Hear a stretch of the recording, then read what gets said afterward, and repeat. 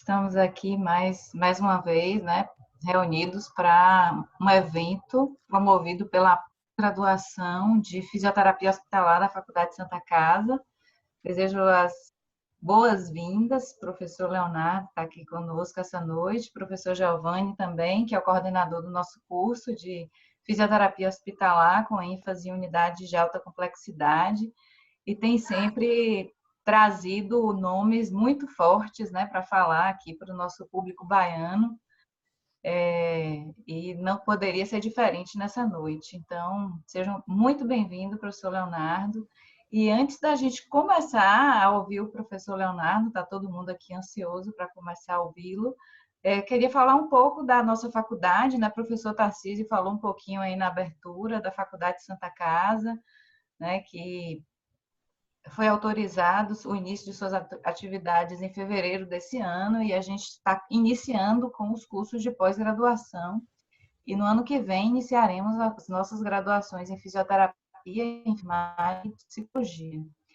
Mas na noite de hoje, como eu falei, a gente está promovendo esse evento capitaneado aí para pós de fisioterapia hospitalar, né? O professor Giovanni é o coordenador, é um curso que tem uma carga horária de estágio significativo num dos melhores hospitais aqui da nossa cidade, que é o Hospital Santa Isabel.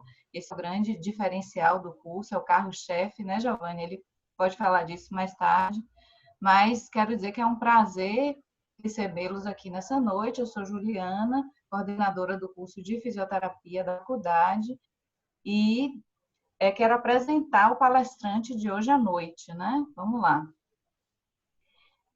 Fisioterapeuta Leonardo Vinícius Tomé Teixeira da Silva. Ele é mestre em fisioterapia pela Universidade da Cidade de São Paulo, a Unicid, especialista em fisioterapia pediátrica pela Universidade da Cidade de São Paulo, a Unicid também, graduado em fisioterapia pela Unicid, fisioterapeuta pleno do Hospital Israelita Albert Einstein, docente adjunto dos cursos de pós-graduação em fisioterapia aquática funcional e terapia ocupacional em neurologia, também pelo Hospital Israelita Albert Einstein.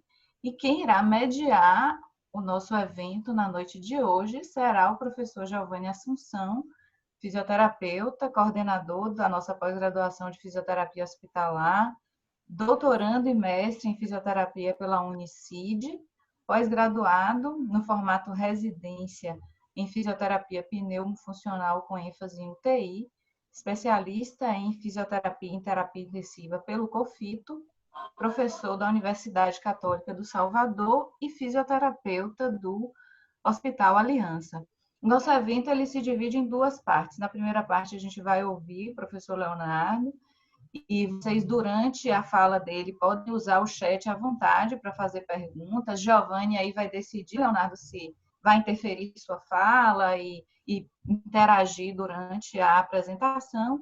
E no final, a ideia é que a gente abra um caloroso debate acerca desse tema que me atrai muito, porque minha área é neurofuncional. Então, eu estou aqui hoje de plateia mesmo e já estou pensando em várias perguntas aqui para fazer para você.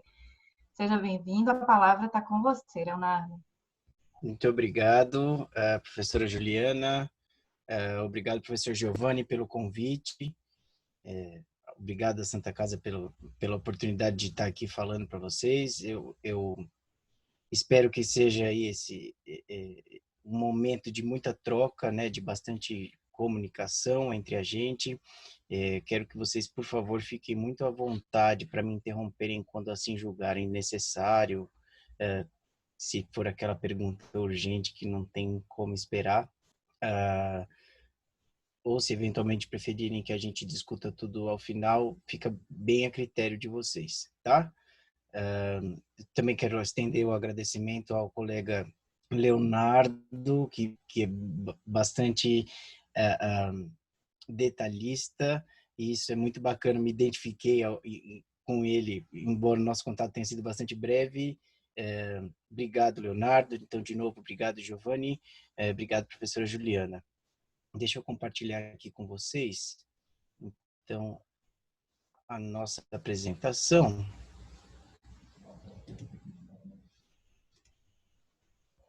Muito bem. Então, minha apresentação já foi feita, eu sou formado há algum tempo já, tenho lá uma pós-graduação em fisioterapia pediátrica, acabei de concluir o mestrado, e aí atuo como professora adjunta em algumas instituições, né? Hoje, então, a gente vai falar sobre essa abordagem fisioterapêutica inicial em pacientes pós-AVC, né? Como é que a gente vai receber esse paciente, que tipo de olhar e que tipo de cuidados a gente precisa ter com esse paciente. Trouxe um pouquinho de evidências sobre a nossa atuação com essa população, tá? Então, só para contextualizar aqui, a gente vai falar sobre o AVC, né, que tem como definição um grupo de condições patológicas que são caracterizadas por perda súbita e não convulsiva da função neurológica, em detrimento de isquemia cerebral ou hemorragia intracraniana. Então, como a gente deve lembrar aí das nossas aulas de graduação, essa é talvez a definição mais utilizada, né, proposta por Adams lá, a primeira edição de 1976, que vai falar sobre as possibilidades de acidente vascular cerebral, seja isquêmico, seja ele hemorrágico, tá? Essa definição pode ser encontrada lá no MASH Terms, da PubMed. Eu gosto muito de usar essa ferramenta de definição, porque ela é comum, né? E aí a gente consegue aí delimitar e falar de uma mesma forma sobre determinada condição de saúde, como é o AVC, tá? Então, não quero permanecer muitos minutos aqui, é só para contextualizar mesmo. Então, a gente tem essa condição patológica que pode ser, que é vascular, e ela pode ser em detrimento dessa característica de ser vascular, pode ser por isquemia, né, por interrupção de fluxo sanguíneo, ou por hemorragia, que é o extravasamento desse sangue que deveria estar lá encapsulado dentro dos vasos, tá? A classificação dos AVCs, eu vou usar AVCs aqui, existe aí uma discussão um pouco longa com relação à nomenclatura dessa condição de saúde, AVC, AVE, né? A princípio era acidente vascular cerebral, depois entendeu-se que não acontece só no cérebro, que então a gente deveria chamar de encefálico, coisas de português, né? Em inglês é stroke mesmo, e está tudo fechado. Em português a gente inventou um pouquinho. Voltou a ser AVC, na verdade, agora com relação a tratar-se de um acidente vascular do cerebrum, que é encéfalo em latim. Então, só para deixar a gente mais confuso, tá? A classificação, então, do AVC, de acordo lá com o MESH novamente, ela se dá de acordo com o tipo de tecido que foi acometido, né, que, portanto, evoluirá para um processo de necrose. E aí ela varia de acordo com a localização anatômica, e a gente tem a ACM, né, a artéria cerebral média, como a principal manifestação, a manifestação mais incidente, né, a prevalência é de ACMs em quem tem AVC. Qual a vasculatura envolvida? A etiologia, então, no Brasil a gente tem uma característica que está muito presa às condições cardiovasculares, como hipertensão e etc. Idade do indivíduo acometido, e aí a gente tem sempre, falando de desvios para a média, tá? A população mais velha está mais exposta a esse tipo de condição, mas a gente tem variações, tá? Eu tenho pacientes de 30 e eu tenho pacientes de 101 anos. Eu vou comentar desse caso de 101 anos, que é muito bacana. E com relação à natureza, né? Se ela é hemorrágica ou se ela é não hemorrágica. Aqui eu não trouxe a definição do que seria o acidente isquêmico transitório, uma vez que ele não demanda internação em unidade de terapia intensiva, que é o nosso escopo aqui, tá? De discussão.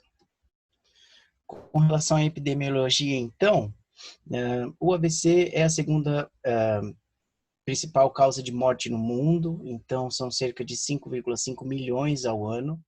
E no nosso Brasil, é a primeira causa de morte e incapacidade, segundo o Ministério da Saúde, tá? A gente tem uma incidência anual de 108 para 100 mil habitantes, uma taxa de fatalidade que nos primeiros 30 dias é de aproximadamente 18,5%, e nos 12 meses subsequentes ao primeiro evento de AVC, essa taxa sobe um pouquinho para 30,9%, tá? A recorrência, ou seja, o acontecimento de um novo acidente vascular cerebral, ela acontece em 15,9% dos casos. E aí a gente sabe o quanto isso tem de repercussões financeiras, né? Aparentemente a ciência tem se concentrado muito no desenvolvimento, na produção, no interesse em entender as condições financeiras que estão aí atreladas às condições de saúde, né? E acho bacana a gente sempre pensar nisso, porque quando a gente justifica eventualmente a nossa participação num tratamento e etc., a gente vê tempo de internação reduzido, isso é economia, isso é dinheiro. E absolutamente eu sou um baita entusiasta da fisioterapia, tá? Eu sou muito apaixonado pela profissão. Absolutamente eu quero que a minha fala tenha o direcionamento exclusivo econômico, tá? Eu não trato de dinheiro, eu trato de pessoas, eu trato de pacientes. Mas a gente precisa pensar nas repercussões financeiras das nossas condições de saúde, né? Muito bem, então aqui a gente tem essa imagem que mostra para a gente a taxa de mortalidade de AVC no mundo. Então a gente vê o continente asiático aí com bastante ocorrências de morte, né? E só aqui para o nosso Brasil, como a gente consegue ver, um pouquinho mais escuro, a gente está ali entre os 101 a 125 mortes por 100 mil habitantes, né? É um dado de 2018 esse. Eu não sei, numa análise comparativa a gente vê, né, países europeus aqui com baixas taxas, América do Norte com baixas taxas, e na América do Sul a gente perde ali para um único país, nós estamos ali em segundo, talvez terceiro lugar, com relação aos países que têm dado. Isso é preocupante, né? A gente precisa eventualmente tentar dar um jeito de não tratar esse cara na UTI, né? De não receber esse paciente na UTI e enfatizar a nossa atenção nos cuidados primários, né, de promoção à saúde aí. Muito bem. Então, eu trouxe aqui só para a gente ter uma ideia do que acontece, quem é a nossa população de UTI neurológica, né? Se assim o serviço, obviamente, permitir. Isso não acontece sempre, não acontece em todos os serviços, mas às vezes as UTIs são gerais, é o que eu quero dizer, mas aqui eu trouxe um estudo produzido por um grupo de alunos de uma universidade que fala sobre quem são esses pacientes, né? Faz exatamente uma caracterização populacional. Então, a gente tem aqui, como eu disse para vocês, né, uma faixa etária bastante distribuída com relação à idade dos pacientes que internam em UTI neurológica. Então, aí a gente vê uma frequência de internação de 31 casos aí para os pacientes entre 18 e 29 anos, entre 29 e 40 anos, né, aparentemente é a maior quantidade de casos de internação em UTI, e se a gente for fazer um comparativo com essa tabela 1, a gente tem os TCEs aqui, né, como primeiro colocado no ranking de motivos de internação. Isso está associado a acidentes automobilísticos, principalmente, né? Isso é um dado que se repete no Brasil e no mundo. E o AVC, o AVE, como eles escreveram aqui, aparece lá em terceiro lugar, né? E aí a gente vê aqui uma quantidade de 17 pacientes, eles fizeram um estudo que durou aí um ano, tá? Foram 360 dias de relatos, né, de buscas, e aí o AVC aparece lá em terceiro lugar. dentre tantas outras condições neurológicas que a gente vai encontrar também na UTI. Eu trouxe alguns dados para vocês, óbvio, a gente vai se concentrar em falar do AVC, mas alguns dos dados que eu trouxe, eles são extensivos para as outras populações, tá bom? A gente vai falar disso um pouquinho mais para frente. Muito bem. E aqui, vou começar a colocar uma pulguinha na orelha de vocês, atrás da orelha de vocês. Eu fui buscar uma informação com relação a quem são os profissionais que atuam nas UTIs, nas UTIs neurológicas especificamente, ou os profissionais que estão na UTI geral e que têm especialização, né, que têm o conhecimento formal em fisioterapia neurofuncional. E aí eu vi aqui, eu achei um único estudo brasileiro que traz esse dado para a gente, produzido na Paraíba, e aí a gente tem lá de 14 profissionais de UTI, um tem pós-graduação em neurofuncional. Eu absolutamente acho que isso seja um dado grave, porque a formação técnica, né, técnico-científica que a gente adquire nos cursos de pós-graduação lato sensu são de importância indiscutível, né? Mas como é que é para o fisioterapeuta que estuda pneumologia, que se especializa em condições do sistema respiratório e cardiovascular, tratar um paciente neurológico, né? Ele tem know-how para isso, enfim, é um dado a ser discutido. Acho que depois vocês podem, ou se quiserem falar agora também, dar a opinião de vocês com relação à necessidade da formação. Porque se a gente exigir a formação em fisioterapia neurofuncional dos fisioterapeutas que estão dispostos a assumir plantões em TI, a gente está cobrando de um profissional que a pós-graduação precisa de 2 pós-graduações para iniciar o seu trabalho, e a gente sabe que essa não é uma condição permitida no Brasil, né? A gente tem essa característica de que a gente precisa, nós estamos num capitalismo super expressivo aí, as pessoas precisam trabalhar, né? E nem sempre tem disponibilidade financeira para cursar uma ou mais ainda 2 pós-graduações, tá?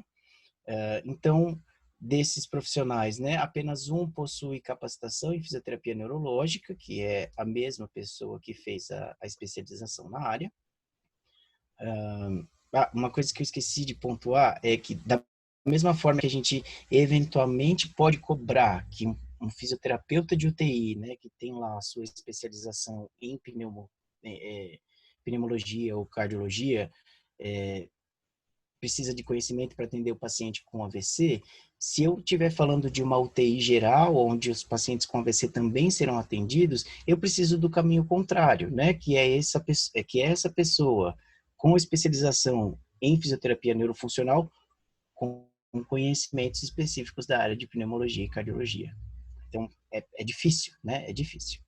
A gente tem anos variados, né? Tempos variados de formação desses profissionais, a maior quantidade aí entre 6 e 10 anos de formado, e tem um não formado, provavelmente um estagiário, enfim, alguém que está fazendo ali uma visita, uma assessoria, né? Muito bem. Então, quando a gente fala de abordagem fisioterapêutica em UTI, uma condição neurológica, automaticamente, acho que isso deve ter passado pela cabeça de vocês, até pela publicação do professor Giovanni nas redes sociais, né, essa semana, a gente traz o conceito de mobilização precoce, né? A gente precisa falar sobre isso, a gente precisa discutir e a gente precisa estabelecer parâmetros para tanto, tá? Então, a mobilização precoce, o conceito é proposto por Stiller e colaboradores lá entre os anos de 2003 e 2004, e a definição de mobilização precoce é atividades físicas suficientes para a promoção de efeitos fisiológicos agudos que aprimoram as condições de ventilação, perfusão central e periférica, metabolismo muscular e estado de vigília, sendo consideradas contramedidas quanto à estase venosa e a trombose venosa profunda. Então, eu tenho eu tenho 10 anos de UTI e eu tenho variáveis de, por exemplo, prescrições médicas, né? Hoje, onde eu atuo, as prescrições vêm como fisioterapia para prevenção de tromboses e estase venosa. Mas aqui o que eu quero chamar a atenção de vocês número 1, então, com relação ao que eu estava dizendo, essa prescrição, esse encaminhamento para o serviço de fisioterapia virá de maneiras diferentes, com prescrições diferentes, mas de acordo com os desenvolvedores do conceito, a abordagem, essa mobilização precoce, ela não está concentrada em mecanismos de controle motor ou em atividades funcionais específicas, né? Atividades que a gente vai trabalhar com esses pacientes no momento pós-internação. A gente não pode esquecer que um paciente de UTI, ele é um paciente lábil. Lábil se comparado com outros pacientes, tá? A labilidade vai variar de acordo com cada paciente, mas é importante que a gente entenda que é um paciente que precisa de uma unidade de terapia intensiva. Então, ele tem outras prioridades naquele momento que não, por exemplo, mecanismos de controle motor, tá? Aqui, mais uma coisa que eu quero chamar a atenção de vocês é que a gente precisa, por meio da mobilização precoce, efetivamente produzir efeitos fisiológicos agudos. Então, aquilo que eu vou fazer com o meu paciente naquele momento precisa gerar um efeito naquele momento. Muito mais do que a gente estudar coisas específicas e se especializar em determinadas áreas, eu acho muito importante, eu cobro isso dos meus alunos de maneira geral, a gente lembrar da fisiologia, né? Então, como é que eu promovo qualquer efeito agudo fisiológico? Mobilização precoce, mobilização passiva, sedestação. Eu preciso pensar que qualquer movimento que eu gere, seja ele ativo ou passivo, para a articulação tem um efeito, então eu vou conseguir produzir um pouco mais de líquido sinovial. Isso pode evitar dor para o meu paciente, efetivamente. Não consigo mexer em alongamento passivo, pelo amor de Deus, vou pedir para que vocês evitem, né? Não tem porquê a gente ver pacientes em decúbito dorsal, com extensão completa de joelho, fazendo alongamento de isquiotibiais, e aí, assim, sob qual justificativa a gente faz isso, né? A gente precisa se aproximar um pouquinho mais da prática científica nesse sentido, para que a gente entenda os mecanismos fisiológicos e aí a gente promova coisas que são adequadas. Às vezes, ao invés de passar 30 segundos segurando uma flexão de quadril com extensão de joelho para fazer o velho e conhecido alongamento de isquiotibiais, eu posso estar mobilizando um tornozelo do meu paciente a título de que eu irrigue melhor essa articulação, tá? Então é isso. Mobilização precoce a gente associa automaticamente ao falar de abordagem inicial, né?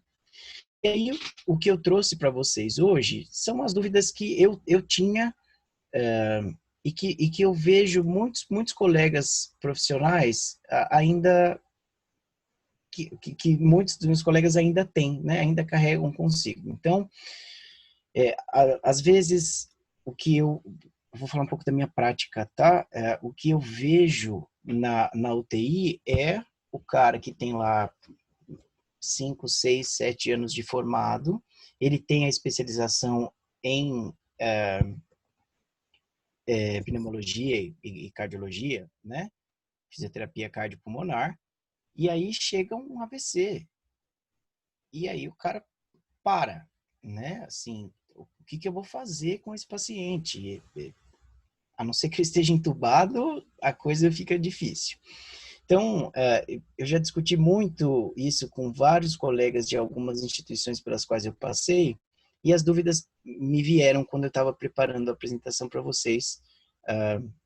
E aí, eu elenquei 5 delas, tá bom? Então, de que forma ocorre o encaminhamento do paciente para a fisioterapia? Isso,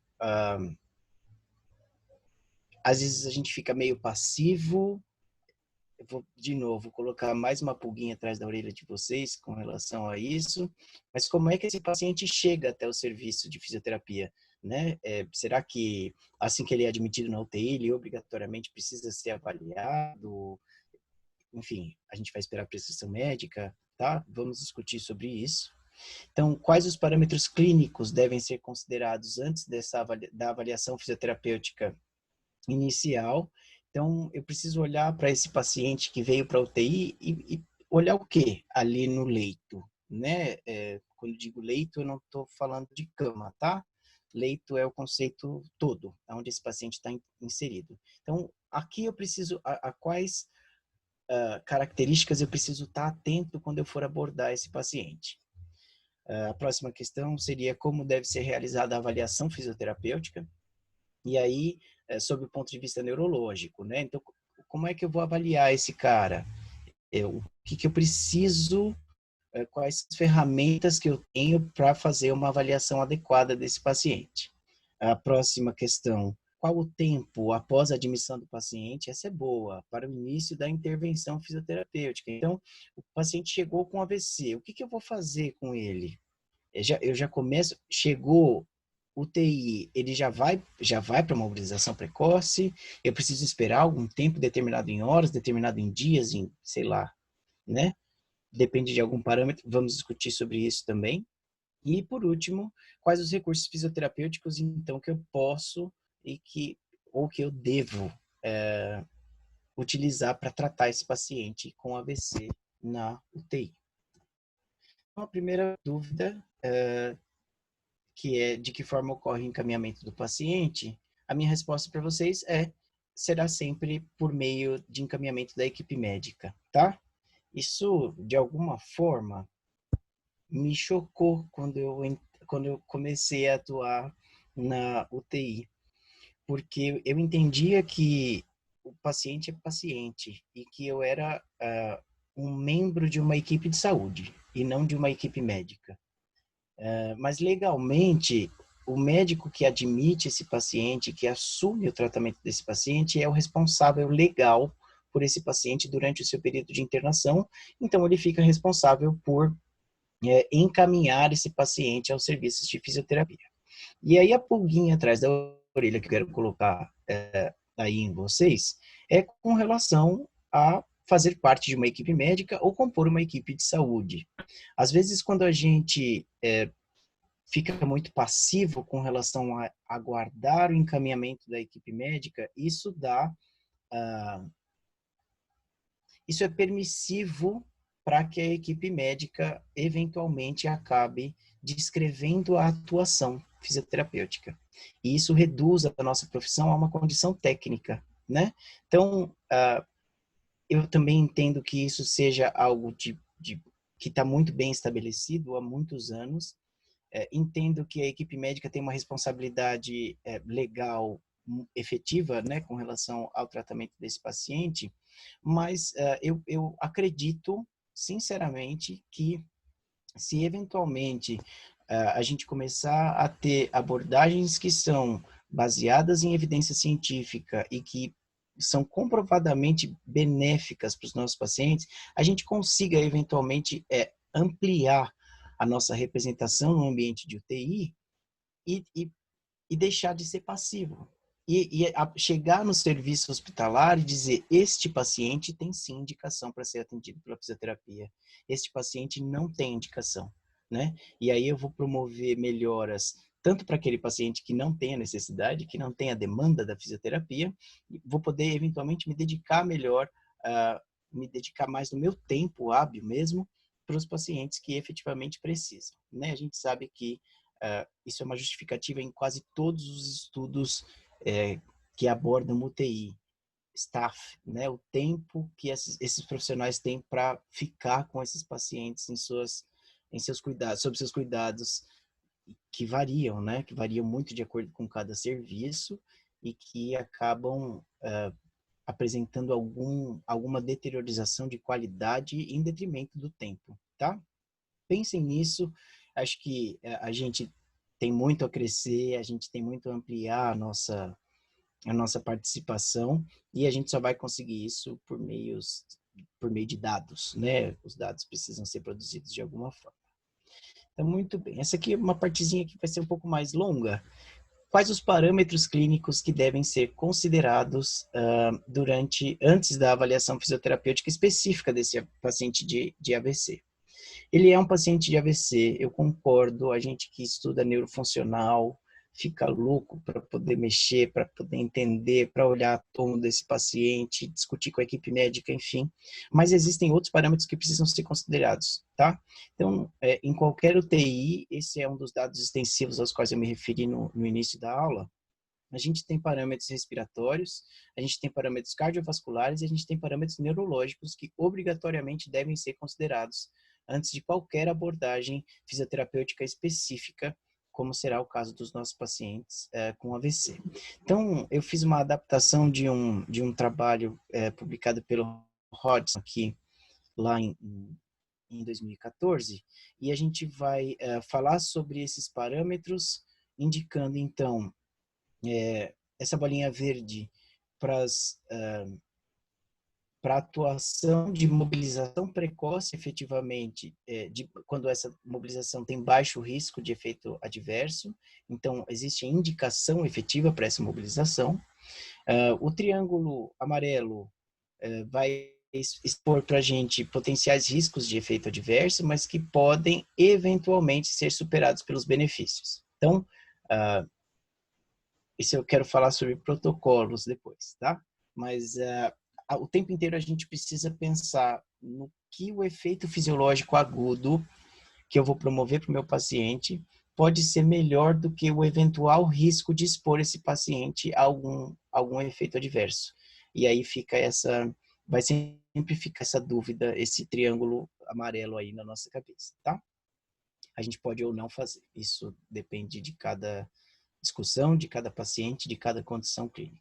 Ou o quadrado vermelho, que quer dizer, por favor, não faça, porque esse paciente tem risco sob quaisquer um desses parâmetros que podem eventualmente levá-lo ao desfecho de morte, enfim. Então, muito bem. Com relação aos parâmetros respiratórios, o que a gente tem aqui? Aqui eu tenho as variáveis expostas e aí os nossos quadradinhos aqui. Não se preocupem que depois eu posso disponibilizar esse material, professor Giovanni, e aí ele fica à vontade para distribuir para vocês, tá? Tudo que está exposto aqui é de domínio público, então nada é só meu, só para mim, tá bom? Então, com relação à intubação, se o paciente está intubado, né, tubo orotraqueal, ele tem indicação de mobilização na cama ou fora da cama? Sim. E aí eu chamo a atenção dessa variável especificamente para a mobilização fora da cama. Por muitos anos eu peguei um pouco dessa transição mas eu vou mexer no paciente que está entubado, eu vou colocar ele fora da cama como se ele está entubado. Uma coisa, outra coisa, outra coisa.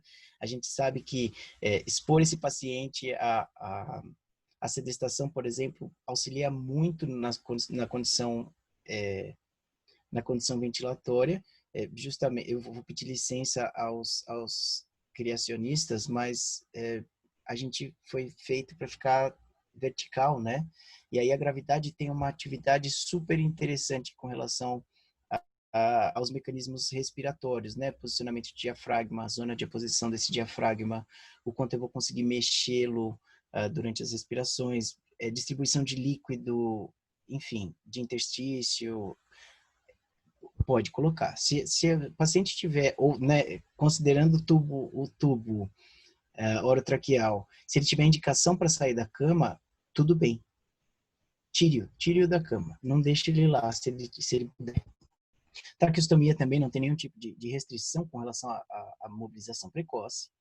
com relação a parâmetros respiratórios. Então, se o paciente tem uma fração inspirada de oxigênio menor ou igual a 60%, sem problemas, a gente pode tirá-lo da cama, óbvio, com o suporte ventilatório, o suporte de oxigenação que ele está precisando, seja catéter, seja Venturi, seja qualquer coisa, tá? Que vocês tiverem disponíveis para oxigenar esse paciente. Se essa fração inspirada for maior do que 60%, começa a nossa dúvida, né? Então, a mobilização precoce, nesse caso, vai favorecer essa oxigenação ou não?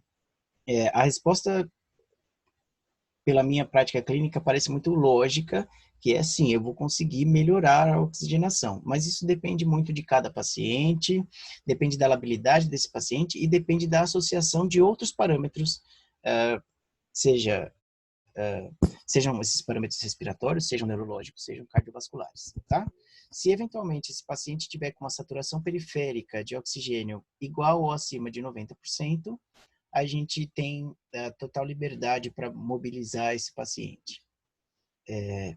Eu não sei se eu falei isso, mas vou retomar. Quando a gente fala de mobilização, a gente não quer dizer passivo, tá? A gente precisa colocar atividades ativas, pelo suposto pleonasmo, mas atividades ativas, assim que possível, tá?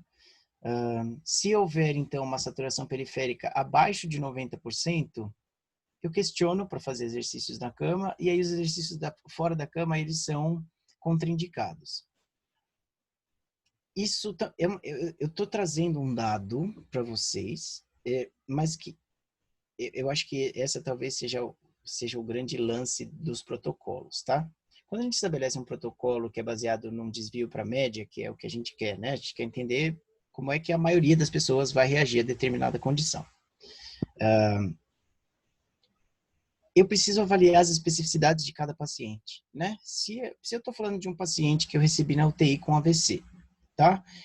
E que ele está lá entubado. Ok, entubado eu posso mexer. Se ele tiver com uma saturação menor que 90%, eu não vou tirar ele da cama. Mas espera, qual é o antecedente desse paciente? Será que ele tem DPOC? Será que ele tem uma condição pulmonar prévia que deixa a saturação periférica basal dele menor? Porque isso vai mudar a indicação ou não, né, dessa mobilização. Então, tudo deve ser discutido e ponderado, tá? Frequência respiratória menor ou igual a 30, tudo bem, tá tudo ok. E se tiver maior que 30, então uma taquipneia, a gente precisa investigar por quê e se eventualmente a exposição às atividades, sejam elas passivas ou ativas, pode eventualmente piorar o quadro desse paciente.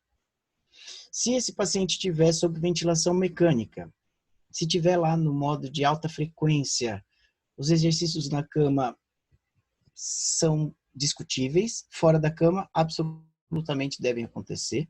Se a PEP desse paciente tiver menor ou igual a 10, tudo bem a gente mobilizar, mas se tiver maior que 10, precisamos discutir se a mobilização precoce será melhor, será benéfica para esse paciente ou mais benéfica do que os eventuais efeitos adversos, tá? E as assincronias, né? Eu tenho um grande amigo que estuda sincronias e, puxa, é muito legal quando a gente tem a sensibilidade de ter uma Ferrari e saber dirigir essa Ferrari, né? Quando a gente está usando um ventilador mecânico que permite que a gente faça correções de assincronia, a nossa prática fica muito mais bonita com relação ao paciente, tá? E eu acho que, eu não sei, eu vejo pela minha prática clínica, as assincronias, elas têm vindo à tona recentemente, né? E de alguma forma elas foram negligenciadas até então. Então, esse dado entra aqui e, assim, eu não sei, eu fico pensando que talvez seja uma falha maior da fisioterapia em não conseguir ajustar os parâmetros ventilatórios para eventuais correções dessas assincronias do que eventualmente das assincronias como contraindicação ponderada aí para mobilização precoce, tá bom? E com relação às terapias de resgate, se o paciente estiver usando óxido nítrico discutível. Se ele estiver usando prostaciclina, também discutível. E se ele estiver pronado, não mexe. E aí por quê? Né? O paciente pronado é um paciente que está com uma outra prioridade naquele momento, que é sobreviver. Né? A gente precisa melhorar a ventilação, a relação ventilação-perfusão desse paciente, e se ele está pronado, ele não deve ser manipulado. Né? Os protocolos de posição prona, eles variam de acordo com o período, mas até umas 12 horas esse paciente vai ficar paradinho sem ser manipulado de quaisquer maneiras, tá bom?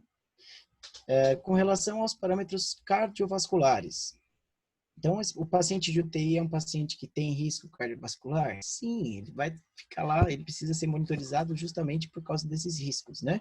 Então, o que eu tenho de variáveis? Se esse paciente tiver com uma terapia com antihipertensivo endovenoso para uma condição de emergência hipertensiva, ele não deve ser manipulado. Porque a gente sabe que os efeitos agudos da mobilização, os efeitos agudos de qualquer mobilização, seja ela passiva, seja ela ativa, podem eventualmente aumentar essa condição de vasoconstrição periférica e por conseguinte, aí aumentar a hipertensão desse paciente, né? Então, se ele tiver uma condição de emergência hipertensiva, deixa ele quietinho, vamos só monitorizar, tá? Se ele tiver com uma pressão arterial média abaixo da taxa alvo estabelecida, estabelecida pela equipe médica, se tiver sintomática essa PA média baixa, os exercícios na cama são discutíveis e fora da cama não, tá? É um paciente que eventualmente pode evoluir com uma hipotensão postural expressiva a ponto de sincopar, né? Então, deixa ele quietinho também, tá bom? A MAP abaixo da taxa-alvo, independentemente do suporte, seja droga por meio de drogas vasoativas ou suporte mecânico, também tem esse questionamento com relação a mexer no paciente na cama ou fora dela. Na cama, fora dela é totalmente contraindicado. Se a pressão arterial média estiver acima do limite inferior da taxa-alvo, sem suporte ou com suporte baixo, tudo bem, vamos mexer nesse paciente. Se a MAP tiver acima do limite inferior da taxa-alvo, com suporte moderado, discute-se, né, as mobilizações, e acima do limite inferior da taxa-alvo com suporte alto, na cama, questiona-se, fora da cama, não. Eu vou deixar o dado para vocês, eu estou me estendendo muito nas explicações desses dados, eu vou depois ficar também à disposição para que vocês eventualmente me contactuem para a gente discutir algumas coisas específicas, e só vou dar seguimento aqui para dar tempo da gente falar de outras coisas, tá? E com relação, a gente tem mais parâmetros cardiovasculares para serem, que devem ser aí considerados antes de mexer nesse paciente, fisioterapia neurológica, tá? E aí a gente tem parâmetros neurológicos também que consideram níveis de consciência ou delírio, tá? Então existem ferramentas específicas para detecção de delírio nesse ambiente de terapia intensiva, e a gente vai aplicar essas ferramentas a título de que a gente tem indicações ou contraindicações para mobilizar esse paciente precocemente, seja na cama, seja fora dela, tá? Ok, e como deve ser feita, então, a avaliação fisioterapêutica desse paciente, né? Então, eu trouxe aqui um guideline para vocês. Guideline é meio indiscutível, né? Os caras estudaram e disseram para a gente isso aqui vocês devem, isso aqui vocês não devem fazer. A gente traz nível de evidência e força da indicação daquela evidência. Então, com relação à reabilitação, é recomendado que todos os indivíduos com AVC sejam avaliados por meio das suas atividades de vida diária e instrumentais. Aqui, vejam que eles não estão falando de força muscular, eles não estão falando de amplitude de movimento, eles estão falando de funcionalidade, tá? Nós temos uma força de evidência 1, uma força de recomendação 1, então façam as avaliações, com nível de evidência que são estudos não randomizados, né? Mas que de alguma forma tem alguma qualidade metodológica, tá? E é interessante que, olha só, aquele dado que eu trouxe para vocês lá no meio ali, né, falando sobre a caracterização populacional. A avaliação funcional deve ser feita por um clínico com expertise na área de reabilitação. E aí, de novo, eu trago aquela dúvida, né? Então, a gente vai colocar o especialista em neuro, o especialista em pneumo, enfim, para fazer essa avaliação. Aqui a gente tem uma recomendação forte, né? Mas a quantidade de dados publicados com relação a esse tema é ainda limitada, tá? E aí eu trago aqui uma coisa que isso aqui eu ficaria falando por umas 10 horas sem parar, tá? Como é que eu devo avaliar esse paciente? Vejam que a recomendação do guideline fala sobre avaliação funcional. Então, a melhor ferramenta que a gente tem para fazer um acesso funcional do paciente é a Classificação Internacional de Funcionalidade, a CIF. A gente precisa pensar nos níveis de atividade desse paciente, né? No ambiente de UTI, sim. Não necessariamente de força muscular, não necessariamente de participação, mas do que esse paciente consegue fazer de atividades, tá? Como é que eu avalio? Quais são as escalas que a gente tem para avaliar? Essa escala de AVC do National Institute of Health Stroke Scale, a NIH, é uma escala que foi traduzida e adaptada para o português brasileiro lá em 2013, e ela varia alguns níveis, né? Então, de atividade motora, tanto de membro superior quanto de membro inferior, e ela traz um aspecto meio interdisciplinar, assim, porque é junto, tá? A fisioterapia com a fono, com a TO, todo mundo junto avaliando esse paciente, uma escala super indicada, super utilizada e que é tranquila de ser aplicada, tá? Nós temos também a escala ranking, que vai dizer sobre os níveis de limitação funcional desse paciente, numa classificação, muito mais do que uma avaliação, é uma classificação. Índice de Bartel é adaptado para essa população em ambiente de UTI.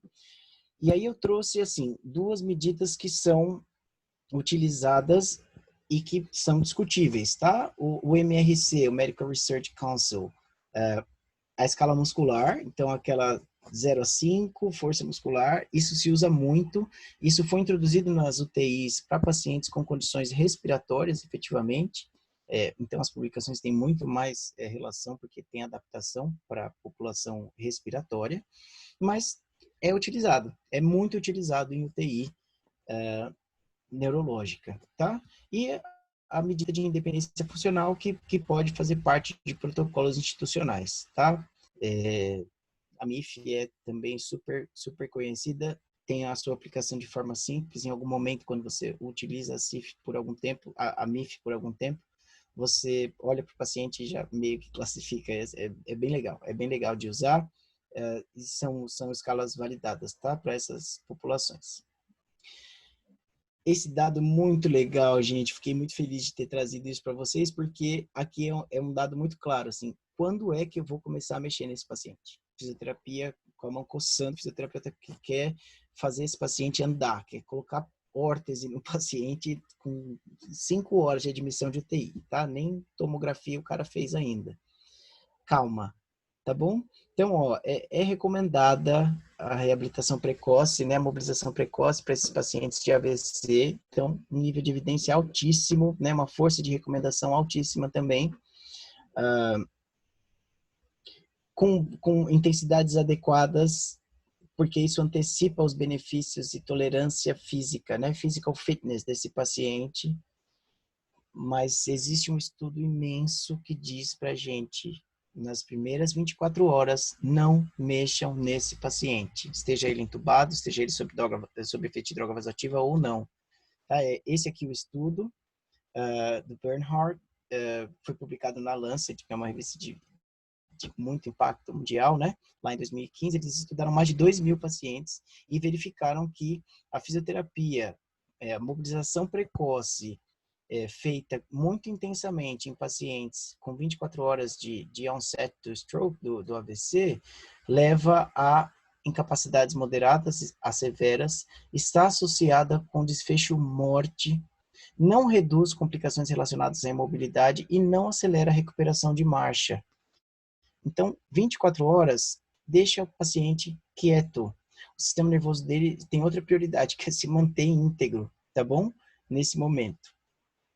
Então, o que que eu faço, né? Quais são os recursos fisioterapêuticos que eu devo utilizar? Nas primeiras 24 horas, o que se tem de evidência científica é elevação do decúbito desse leito. Deixa lá entre 30 e 45 graus, né? Se tiver ali a possibilidade de dobrar a perna numa posição de Fowler, façam. Porque parece, é discutido também isso, tá? Não é um dado cravado, parece que há um impacto na recuperação neurológica. Essa posição, ela reduz o fluxo sanguíneo cerebral, e eu coloquei um ponto de interrogação aqui, porque a gente fala de área de penumbra, né? Quem lembra lá das aulas de graduação, quando a gente tem um acidente vascular, a gente tem uma morte localizada, uma morte neuronal localizada, e a área de penumbra são as áreas periféricas de neurônios que vão ser acometidos, né, pela toxicidade da morte dos neurônios acometidos primariamente. E aí, aqueles que defendem essa elevação do leito e dizem que reduzir o fluxo sanguíneo cerebral é benéfico, se baseiam nessa condição, mas tem dois estudos sendo de longo prazo, tá, sendo produzidos ainda, com relação aos efeitos dessa terapêutica de elevação de leito, de cabeceira de leito. Muito bem. E aí, o que que a gente tem aqui? Eu vou deixar essa tabela também para vocês, só um exemplo, tá? Do que é uma mobilização precoce. Como é que a gente estabelece um protocolo para tratar esse paciente. Então, na cama, fora da cama, já em pé, no corredor, a gente pode classificar esses pacientes em níveis diferentes de funcionalidade, né? A partir, por exemplo, da MIF.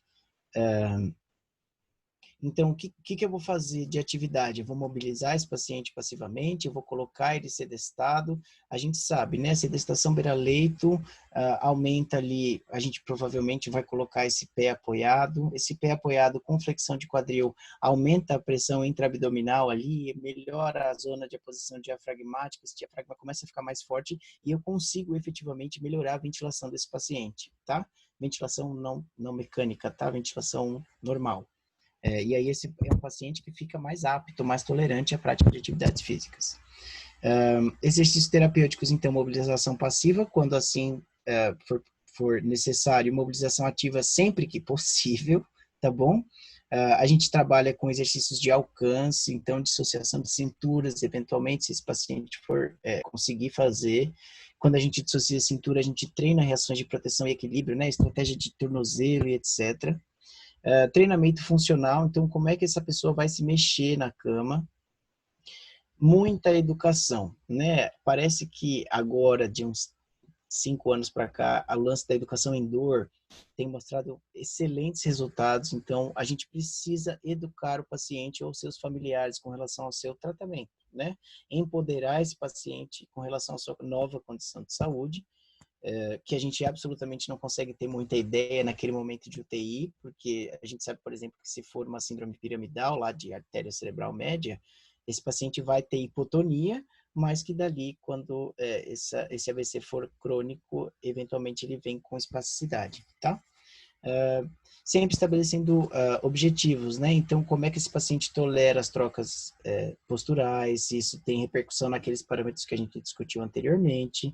A gente treina equilíbrio, a gente faz atividades fora da cama e esse paciente precisa andar, né? O quanto antes, se essa já for uma condição prévia dele, se ele já andava antes. Uma coisa que me incomoda muito na prática hospitalar é que a fisioterapia meio que passeia paciente, né? Não tem muito objetivo, sei lá, é discutível, tá? Muito bem, acho que é isso. A gente pode abrir, eu me estendi um pouquinho, mas acho que a gente pode abrir agora para a gente conversar um pouquinho. Professor Giovanni, podemos? Oi, Léo. Boa noite. Olá, tudo bem? Tudo bem. Podemos sim. Primeiro, agradecer, viu, pela sua disponibilidade conosco. Muito bom. Obrigado. A gente não se conhece pessoalmente, né? Você foi uma indicação de uma colega lá do doutorado da Vivi. Acho que Sim. são essas oportunidades que a pandemia, né, nos deu, né? Talvez a gente nunca pudesse se conhecer e trocar essas Pois, experiências. Está sendo muito, sim. muito gratificante. Desde já agradeço tua atenção em nos receber, aceitar o convite. Está sendo muito bom. Obrigado, obrigado. Eu que agradeço pelo convite, pela oportunidade. Joia. Vou estar de olho aqui se tem alguma pergunta no chat, mas de qualquer forma, eu tenho umas perguntinhas aqui. Vamos lá. Você falou muito, né, numa área que é o meu foco de estudo, né, que é sobre avaliação, esse aspecto de avaliação funcional, falou de escalas, né? Eu, no mestrado e doutorado, eu trabalhei com a FSS, que ela foi advinda da MIF, né, que nasceu e é muito empregada em pacientes neurológicos, né? Então, acho que Sim. a área, você falou muito, né, sobre essa questão da atuação, né, de um especialista atuar nesse paciente, né? Infelizmente, a gente ainda não tem isso regulamentado, né, em lei, assim, de ter um fisioterapeuta titulado, né, de cardiovascular, respiratória, fisioterapia neurológica. E, infelizmente, não tem, né? Os hospitais entendem isso, né, e já buscam no seu corpo, né, de funcionários direcionar cada um dentro da sua especificidade, né? Lá no Hospital Santa Isabel, por exemplo, onde é o campo de estágio dessa pós-graduação, nós temos uma UTI neurológica especificamente, né? Porque realmente esse cuidado especializado do físio, do médico, da enfermagem, isso com certeza é fundamental, né? E aí, então, assim, fiquei muito próximo da sua aula por conta desse aspecto de avaliação funcional, que nos traz, assim, tira um pouco dessa forma robotizada que a gente tende a atender o paciente, né? Que é tirar da cama, basicamente a gente foca muito na deambulação, né? E aí, nesse ponto, eu queria te perguntar, né? A gente, muito na área hospitalar, foca muito em tirar o paciente do leito, andar e melhorar essas valências da marcha, né? Força, equilíbrio. O que você tem de experiência e de evidência também falando sobre a avaliação de membro superior? Né? Qual é o impacto dessa intervenção precoce também nesse paciente neurológico? Essa é uma pergunta super legal. Eu vou tentar não me estender, tá? Existe essa dificuldade com relação a entender que fisioterapia olha para o todo e o todo inclui o membro superior, né? De alguma forma, eu falo porque já ouvi isso muito. Não, eu vou tratar da marcha e o TO vem aqui, ou a TO vem aqui e trata do membro superior, pelo amor de Deus, isso é um despropósito imenso. Eu conheço casos para avaliação funcional desses membros superiores. Eu faço essa investigação, fiz, né, no meu mestrado, para crianças com paralisia cerebral. E a gente tem várias escalas, por exemplo, o Abiel Hand é uma escala de membro superior que foi desenvolvida para pacientes com AVC, né? É uma escala de referência, então são 21 itens. A gente questiona o paciente como é que o senhor faz para tirar uma moeda do bolso, para acender uma lâmpada, no caso um abajur e tudo mais, traduzido e adaptado para o português brasileiro, mas que a gente não usa em UTI. A gente não usa. A gente está preocupado em andar. Né? A gente, eventualmente, não tem o tempo necessário. Eu não sei como é para você, Giovanni, mas eu chego em casa e eu sou da escrita, né? Eu gosto muito de escrever. Eu preciso fazer isso. Então, eu ponho o nome do paciente no papel e eu penso o que eu posso fazer com esse paciente. Nem todos nós têm essa disponibilidade, né? Então, com relação às escalas que eu sei que tem para membro superior, PDMS, PDMS é a pediátrica, mas Abiel Hand é uma escala super boa, tem mostrado vários dados interessantes. Olha aqui, a Jéssica escreveu recentemente, tivemos um artigo publicado de uma para ver no Hospital Geral de Santos. Que legal. E qual é essa escala, Jéssica? O Hospital Roberto Santos é um hospital público aqui de Salvador, né, da Bahia, e eles, inclusive, é um centro de referência para ter um ambulatório de Parkinson, que eu sei, ter UTI neurológico, tem gente muito capacitada, né? E é um hospital público, né? Isso é bom, né? Eu acho, Giovanni, a gente faz. Eu trouxe o MRC para Sim, discutir, porque é uma escala que o pessoal usa demais, né? E aí, para o membro superior, acaba sendo aquilo: qual é o grau de força do membro superior desse paciente? É uma coisa tão global, quer dizer. Tá, mas do que do membro superior? É o ombro? O bíceps? E nem isso, né? A gente tem uma escalinha lá, membro superior, MRC 5. sim, sim. Não se avalia nenhum tipo de especificidade com relação a esse, a esse membro superior, o que é um Sim, problema. O que é um sim, problema. sim. Na minha realidade, Léo, você falou muito bem, né, sobre essa questão da especificidade no cuidado. Assim, eu trabalho na UTI geral, então a gente atende de tudo, de paciente cirúrgico a paciente clínico, de AVC isquêmico, de AVC hemorrágico, paciente com Parkinson, paciente de pneumonia. Então, assim, eu, por exemplo, sou especialista em terapia intensiva. De uma forma geral, a gente acaba, né, dando aquele atendimento, né, o básico, o que cada um entende. Em casos assim mais selecionados, a gente lá na equipe, né, a gente pede a ajuda, né, de quem é especialista em fisioterapia neurológica. Então tem, se eu não me engano, tem até uma colega aqui, Márcia, que ela me disse que ia participar, Márcia, Diana. Então tem algumas colegas que têm informação, tem informação no Bobat, e a gente pede o auxílio, elas vão lá, avaliam o paciente, né? E traça o plano terapêutico e a gente segue aquele plano terapêutico. Eu acho que, para o que você falou, é uma opção até então para poder sanar essa deficiência. Eu não sei se a tua realidade também é Giovanni, isso. mais do que isso, assim, eu acho que esse é o caminho que a ciência propõe, né?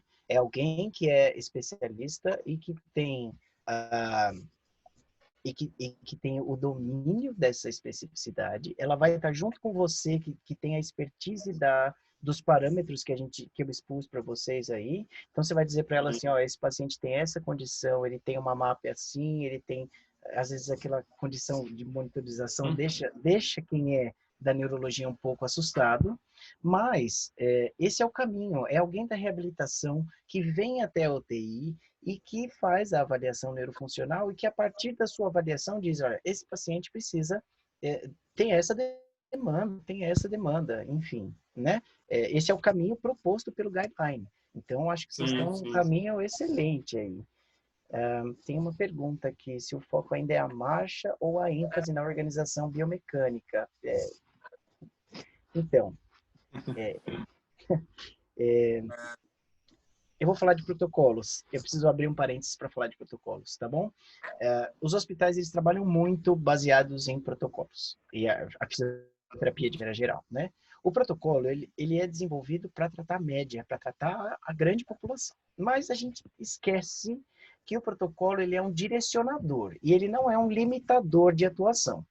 Então, se a gente tem um paciente com uma condição de AVC e que o protocolo de AVC é aplicar tal e tal escala e levar esse cara para andar, isso acaba sendo um limitante, um limitador nas nossas práticas diárias. É isso que eu vejo na minha prática, tá?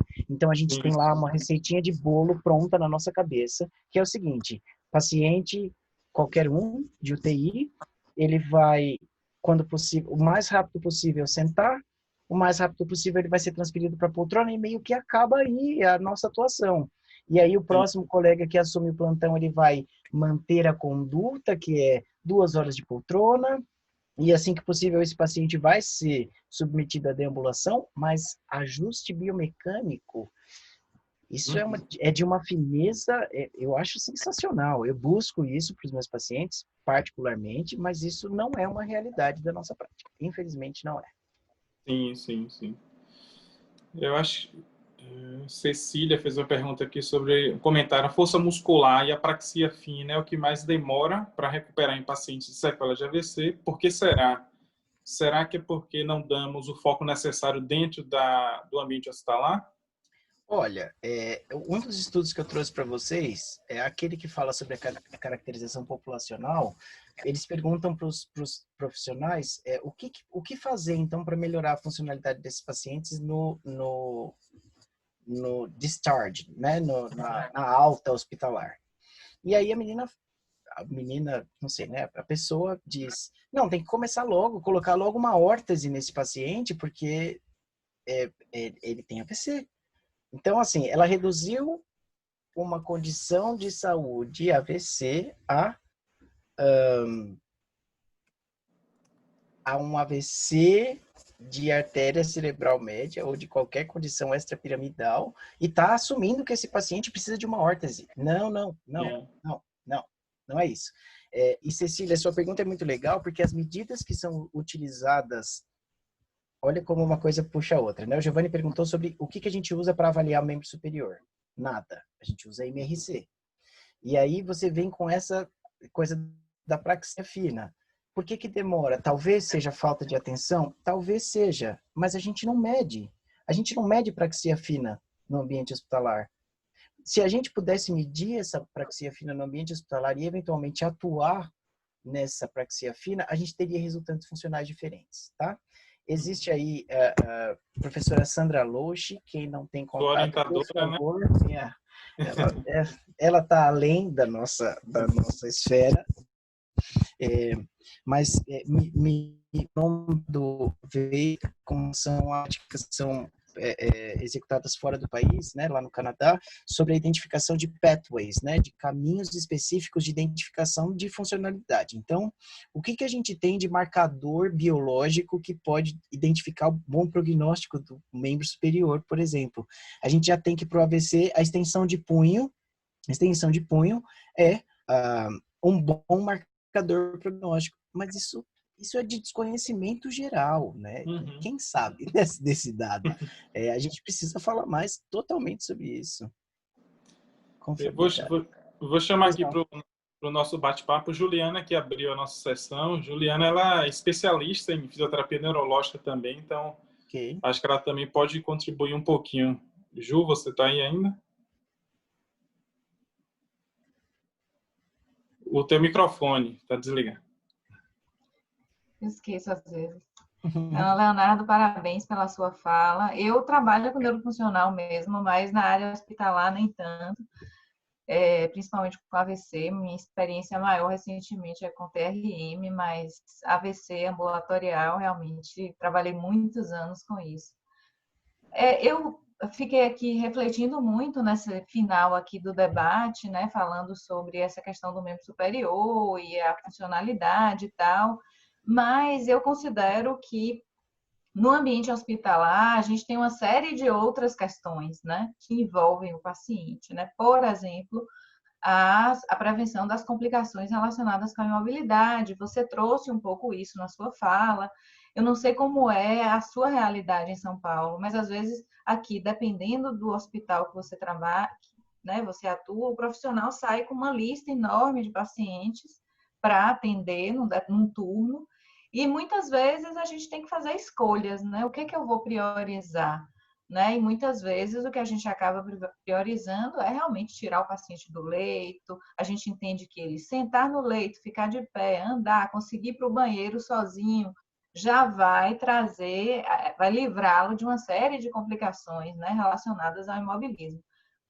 É uma teoria que eu tenho em relação a esse esquecimento em relação ao membro superior, fora todas as outras questões aí que vocês fizeram muito bem.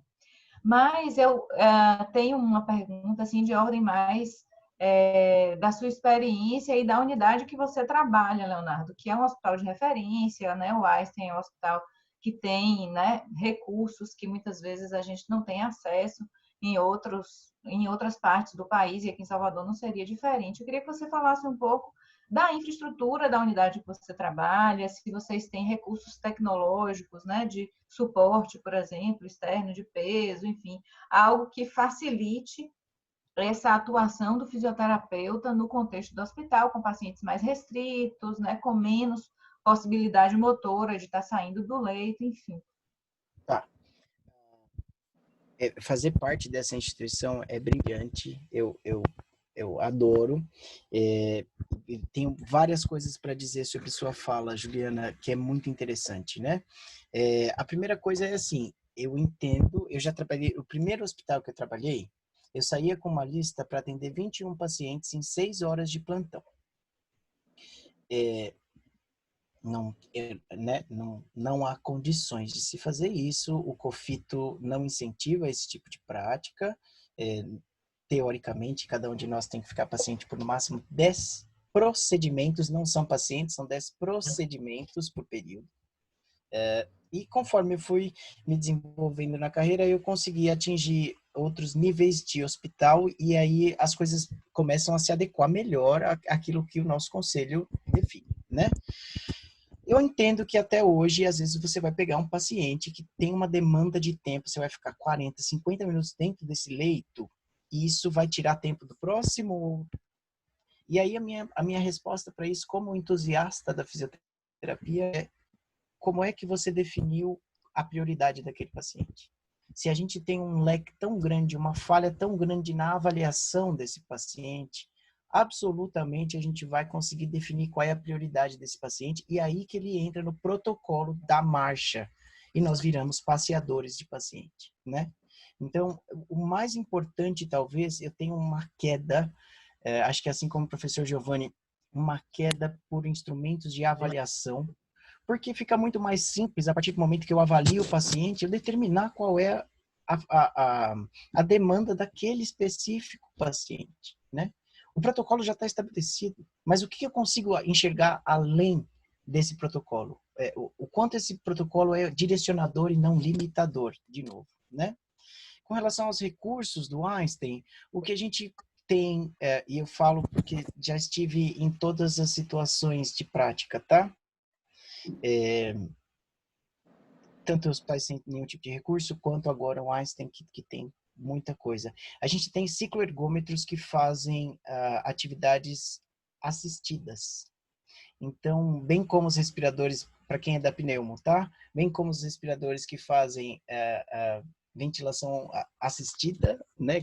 Que oferecem o suporte de acordo com a demanda do paciente, como, por exemplo, acontece com aquela cânula que vai lá no diafragma, agora está nova, super legal, né? A gente tem esse cicloergômetro que identifica a força do paciente, então ele já faz o MRC, olha que legal, não precisamos ficar aplicando, né? E ele vai dar suporte para esse paciente de acordo com a demanda deste paciente especificamente, e aí a gente consegue melhorar o physical fitness desse paciente lá nos momentos iniciais de reabilitação mesmo, tá?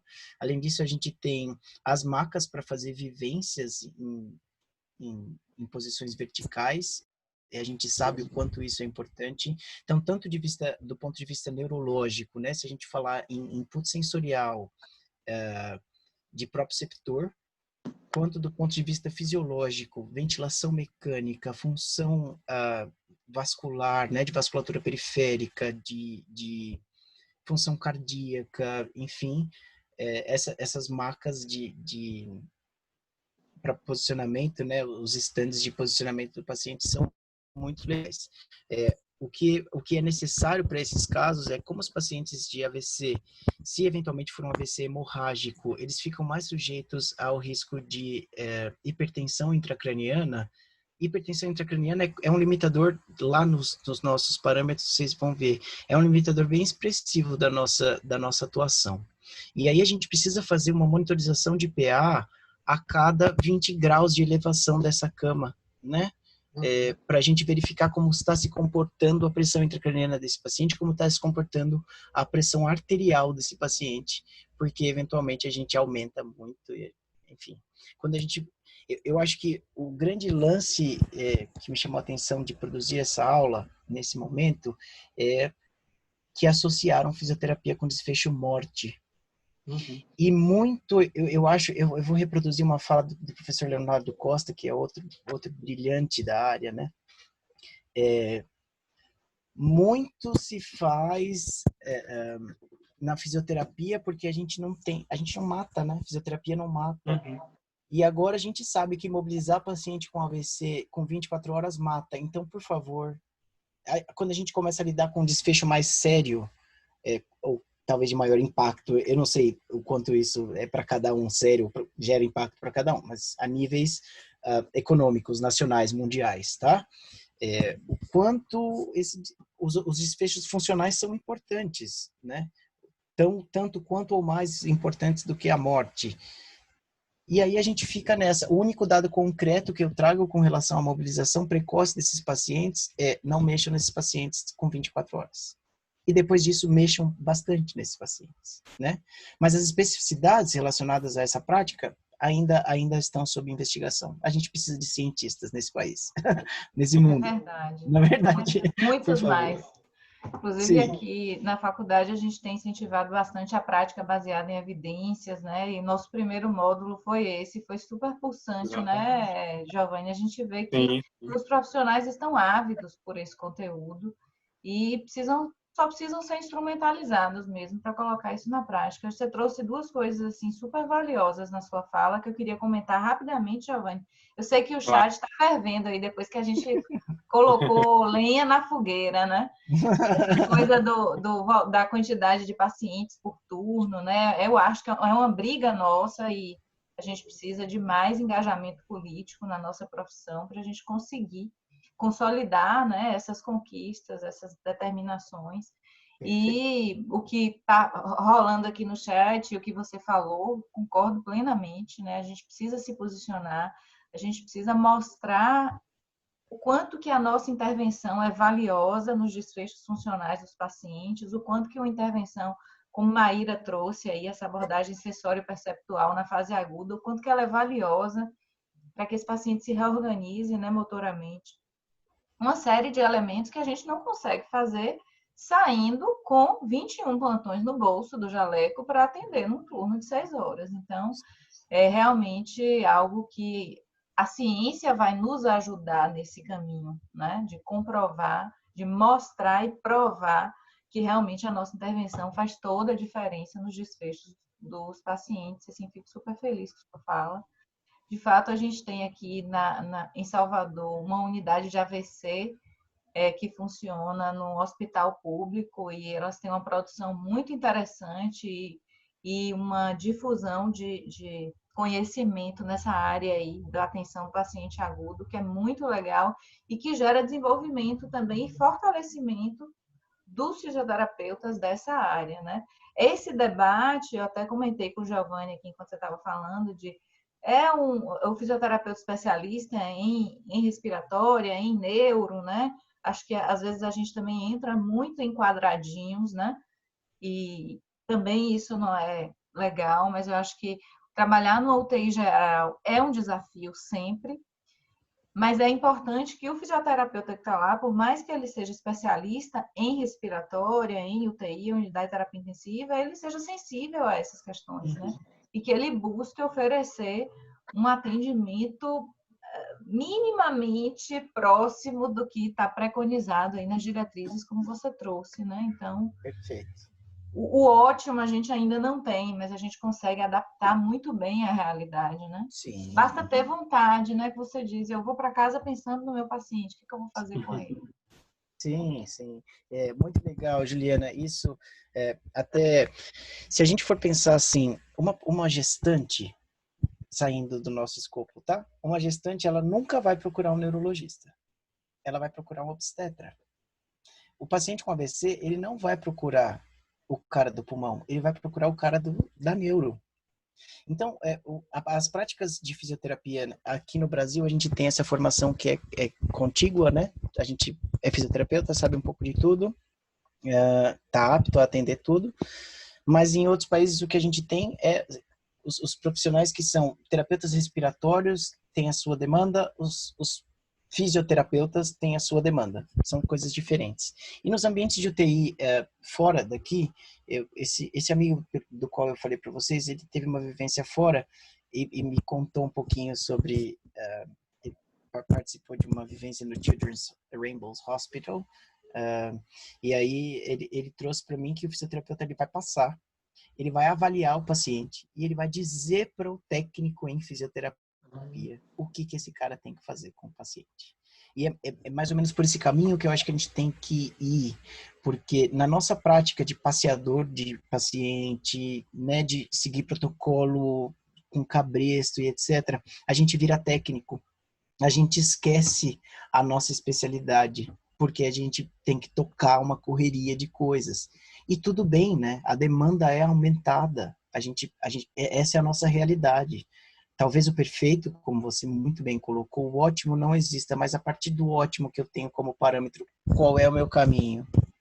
Então, o fisioterapeuta neurológico da reabilitação, ele tem que estar inserido na UTI. Não necessariamente em tempo integral, porque isso vai demandar pagamento, isso vai demandar um monte de outras coisas, mas ele precisa ser eventualmente compactuado para avaliações específicas. E chegar para o terapeuta respiratório, que é fisioterapeuta, afinal de contas, e dizer, olha, a gente precisa arrumar a marcha desse paciente, a gente precisa melhorar as reações vamos lá para ortopedia, mobilidade de tornozelo para as reações de equilíbrio em bipedestação, para que esse paciente não use tanto quadril. Né, porque a gente sabe que essa utilização do quadril está associada a quedas. Então, eu acho que quando a gente vai para a especificidade da área, o olhar é totalmente diferente. E isso não... O médico que está vendo o paciente na UTI com relação aos seus parâmetros, ele está lá como um intensivista, ele estudou para isso, mas o paciente de AVC, ele é acompanhado pelo neuro. E por que não pode ser da mesma forma com a fisioterapia? Né? O fisioterapeuta neurofuncional pode estar lá dentro, não necessariamente o tempo inteiro, porque não é isso que a equipe médica faz, a equipe médica dá um banho na gente com relação a isso. O neurologista passa, avalia, prescreve as coisas que são específicas para o tratamento neurológico, enquanto o intensivista vai fazer os cuidados, o usual care, que é tão importante quanto. Isso não deteriora a participação de nenhum dos profissionais e a resultante paciente, que é quem a gente, afinal, estudou para atender, tem muitos benefícios. Então, por que não? Por que não brigar para colocar esses terapeutas lá dentro, né? Eu acho que é uma questão cultural ainda. E político também, assim, né? Desculpe, Giovanni. Não. Tem uma PL nossa aí para ser votada no Senado, né? No nosso meio, pouco se comenta, eu fico impressionada como isso pode acontecer, né? Uma PL no Senado para ser votada e pouco se comenta.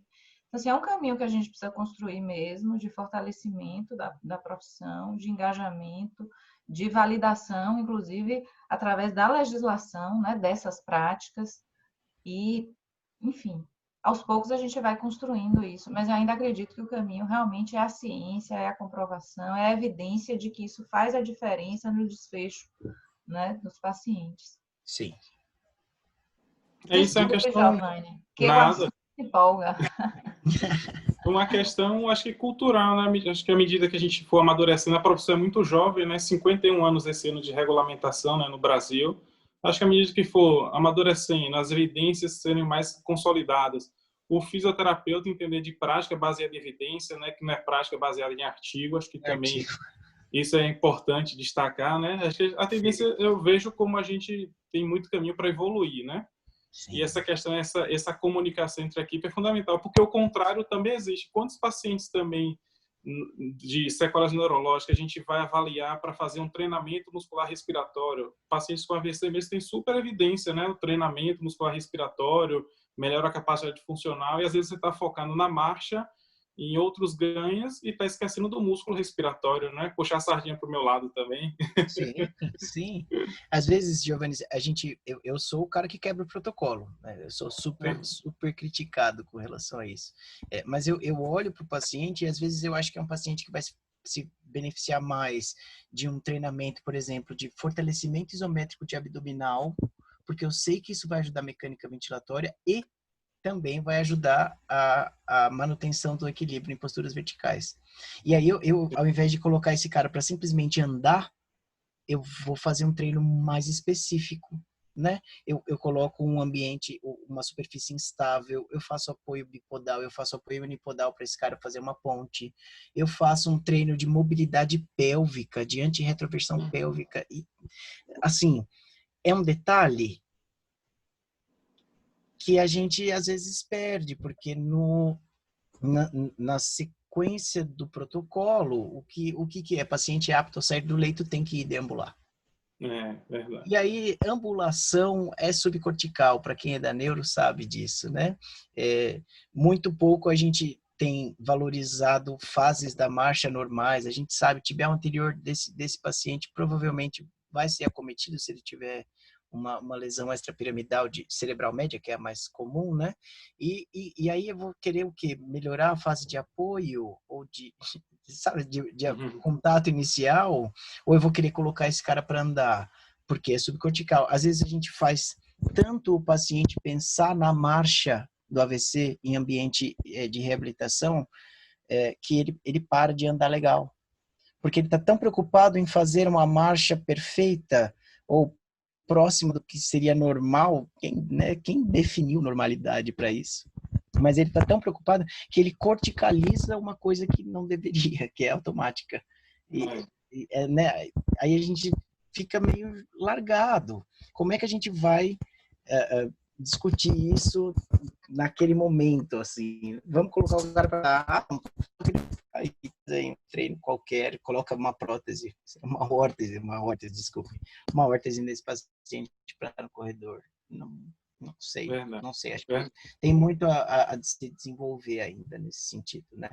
A Ana Luísa, né, ela fez uma pergunta, né, questionando sobre essa associação e interação com a equipe multi, né, do ponto de vista de intervenção, já que o físio acaba realmente tendo pouco tempo, puxa também o envolvimento da família, né, as colegas lá do hospital que eu trabalho, Cindy, Diana, Márcia, falam muito disso. Às vezes, tudo bem, você vai posicionar um paciente na cama, no leito, vai se adestrar.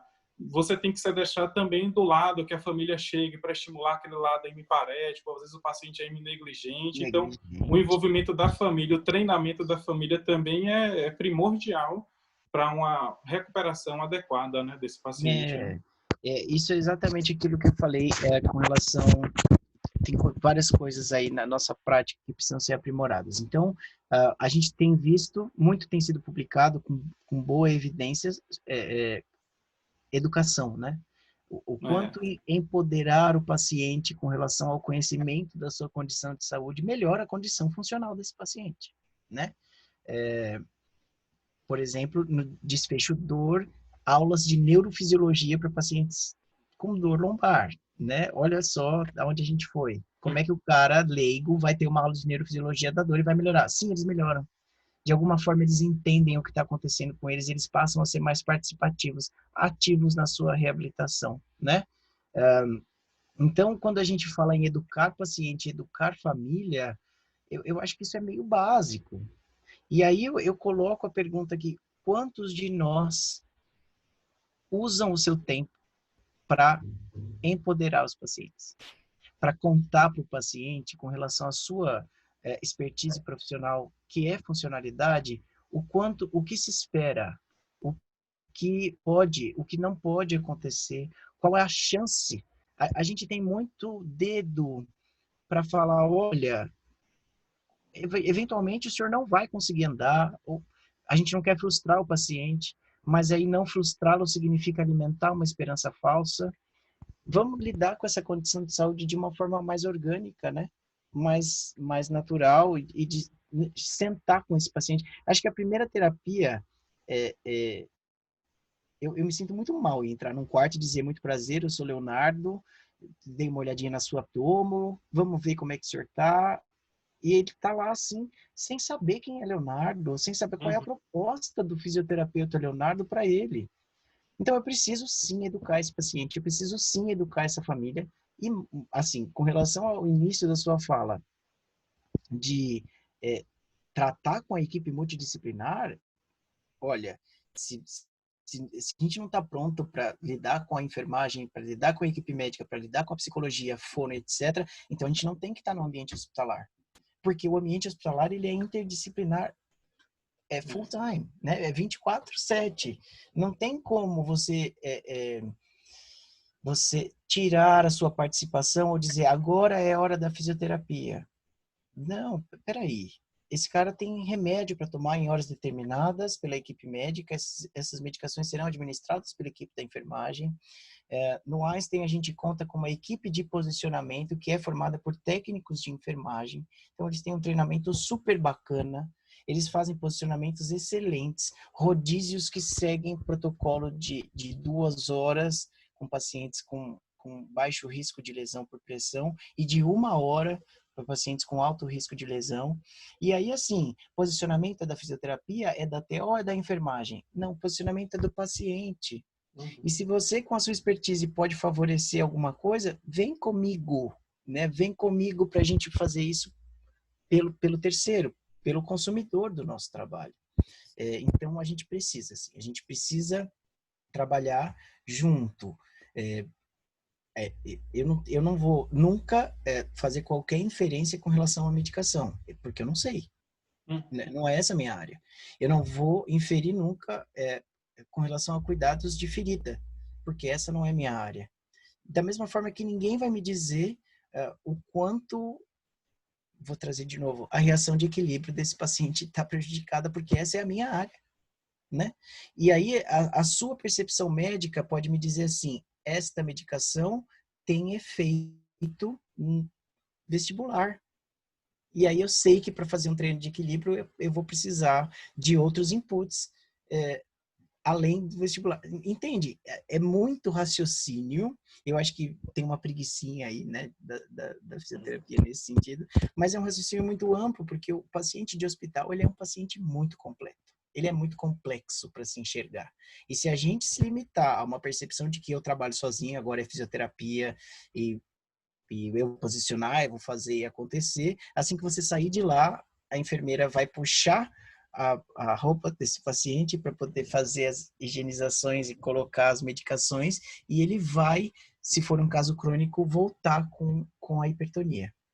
Então, o seu trabalho maravilhoso, que você ficou 30 minutos lá para organizar o tônus, né? Reduzir um pouquinho aquela atividade hipertônica desse paciente, se perdeu em 5 segundos.